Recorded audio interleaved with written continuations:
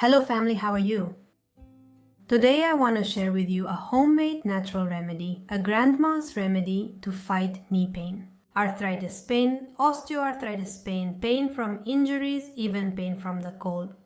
But before moving on to the recipe, which is very simple to make and very effective, I want to tell you something very important about this type of pain.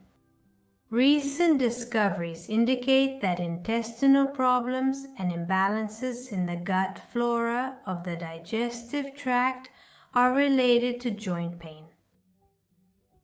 Why are these types of problems related to bacterial overgrowth? Harmful bacterial overgrowth because in the intestine or in the digestive tract we have bacteria that are healthy and beneficial for our body. Not just bacteria, but also an overgrowth of parasites or fungi. And this, in most cases, happens because of a poor diet, with an excess of foods that cause inflammation. What happens is that with this poor diet, there is an overgrowth of these bacteria, parasites, or fungi, causing imbalances and inflammation in the body. In general, and especially when talking about this topic, specifically in the joints, this inflammation is what causes the pain. And that's why probiotic foods are amazing for treating this kind of problem. Which probiotic foods am I referring to? Kefir, for example, and kombucha, which I personally think is exceptional, having those kombucha teas or those kombucha juices. And, for example, foods like sauerkraut, which are probiotics and will provide us with those good bacteria, let's call them, that will create the necessary balance for our digestive tract or our intestines, of course, reducing pain to zero. That's why I wanted to recommend to you, before moving on to this remedy, that the remedy we're going to make is a grandma's remedy. It's a remedy that has been passed down in my family from generation to generation, but it's a remedy for when the pain already exists. When it's already there, it will calm it, it will relieve it. But what I'm telling you now is something to solve the problem at its root, because there's something that's causing it. So, probiotic foods will help with balance, but what will make our body function optimally? That we reduce the consumption of foods that cause inflammation, especially foods that contain phytic acid. Which ones are these? All foods that are seeds, such as grains, legumes, cereals, and seeds. Which ones are these? Lentils, chickpeas, beans, which in other places or countries are called frioles or also allubias. All of these are seeds and they cause a lot of inflammation. What other foods? For example, sesame seeds, flax seeds, nut seeds, for example, which is also a seed. Almonds, obviously, when consumed in excess. It's not the same to eat 4 or 5 almonds, which can be beneficial for your health, as it is to eat a cake made with almond flour, where there's a whole lot of these kinds of foods. What else? Rice, corn, wheat, and all the flours made from these foods. So something optimal would be to reduce, for example, the consumption of flours, baked goods, and sugars. And also dairy products that are not aged. For example, dairy like milk, yogurt, all of these cause a lot of inflammation. If we make it a habit to reduce and consume much less of those foods, drink water, and give our body time to cleanse, you will see how you will improve in an amazing way. You won't be able to believe it. The body needs time to cleanse. Sometimes when we're in a hurry, we eat unhealthy foods like pizza, hot dogs, hamburgers, cookies or crackers day after day. And we keep overloading. And the body needs 2 days or more to be able to do an effective cleanse. And the more flour we keep eating, it turns into a kind of paste, and it's very hard to do a cleanse so that your body works effectively. In these cases, it's highly recommended, for example, what they call intermittent fasting. Because we're going to give our body space without putting food in it, so it can clean itself, so it can do its job. It's just that our body is a perfect machine. It needs us to give it time. We're already getting to the recipe, and if not, I'll definitely leave you the minute where we start making the recipe. for those who don't want this other part, which is very important to me. For those who want to jump straight to solving a specific problem, I'll provide the timestamp where the recipe begins. I also wanted to mention that I advise you, especially for joint or muscle pain, to take magnesium in its magnesium citrate form, which is excellent. I don't want to go on any longer in this video, but I would like you to take the importance of magnesium seriously, since it's a mineral that is often deficient, and it's an essential mineral for the functioning of our body. For different functions such as our nervous system, our muscles, blood glucose regulation, blood pressure regulation, energy production, that energy that gives us vitality, so it's essential. Since we won't go into detail in this video, I recommend that you look up channels on YouTube like Fran Suarez's or Ana Maria La Justicia's, where they provide excellent and very complete information about magnesium.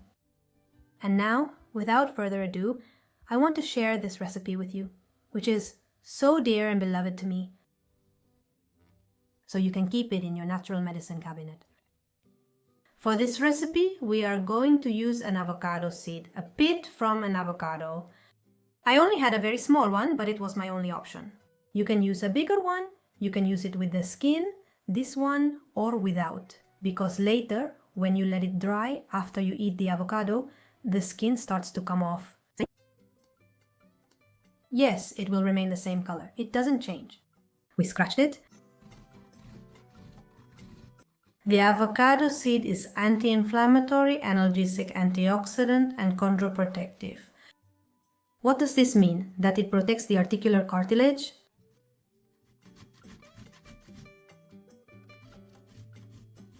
In a small jar that you can take out, we're going to add a tablespoon.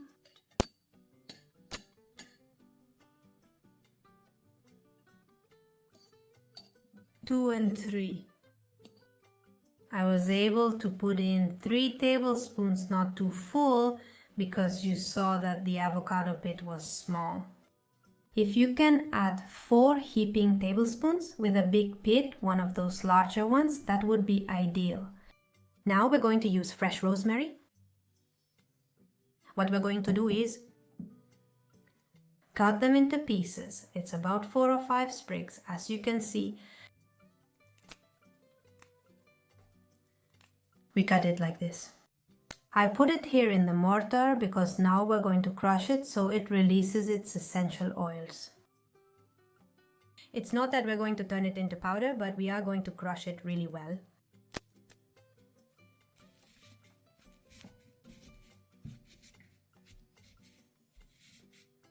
Fresh rosemary is also anti-inflammatory, analgesic, antioxidant, and it improves circulation. That's why, when combined, they are an excellent remedy for pain. What we're going to notice is a very strong aroma because it starts to release all the oils.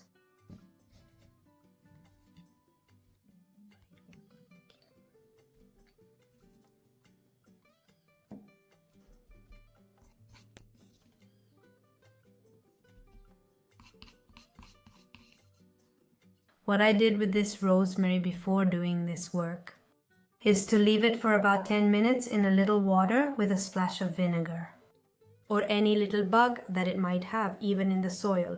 This one was harvested here from my house. Well, here I have 200 milliliters of olive oil, but what we need to do is cover everything we just put in. When you make it for 200 milliliters, you'll probably end up adding more and more avocado seed, and even though I told you 4 heaping tablespoons, it's going to fill up to here. And then you'll add a little more rosemary, and then you fill it up just until it's covered with oil. For this recipe, for this amount, I think we're going to use 100, but let's see for sure now. We're going to cover it completely with oil.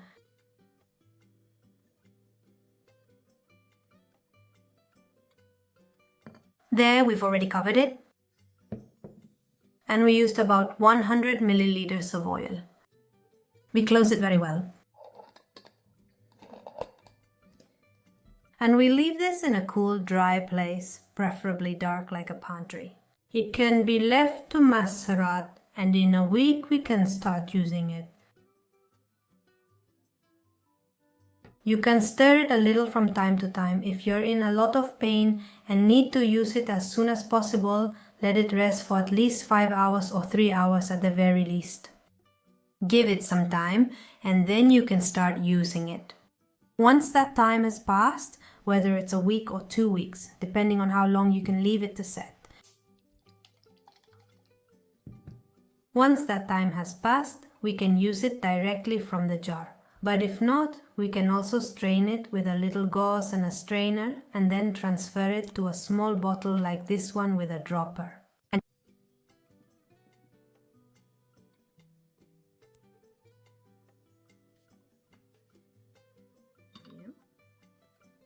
And what I do, for example, is keep it in a little dropper bottle, and I can keep it in my purse. So it's very practical because suddenly if your wrist hurts,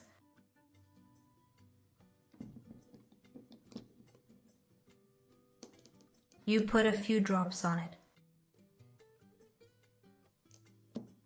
and you give yourself a massage. And it really soothes the pain in a very effective way. If the pain is caused by a cold, you can try another approach. Is to apply the oil, massage it in, and then put on warm compresses. This could be a small cloth that we heat with an iron and place on top, which will increase that feeling of relief. I hope you enjoyed this lovingly crafted recipe. It's very effective. And above all, if you follow the tips I mentioned at the beginning of the video, you'll see that you'll do really well. The pain will start to disappear with a good diet. In a year, the pain can completely go away. And as an ally, when we're already in pain, when we already have the problem, for example, with the pain from an injury, it's also an ally. This remedy is excellent. That's all. Please share your thoughts. Did you know about this remedy already? If not, what's your opinion on it? And tell me how it went for you. If you try it and do it, if you try it, please come back quickly and let me know how this remedy worked for you. A kiss and see you next time. Bye.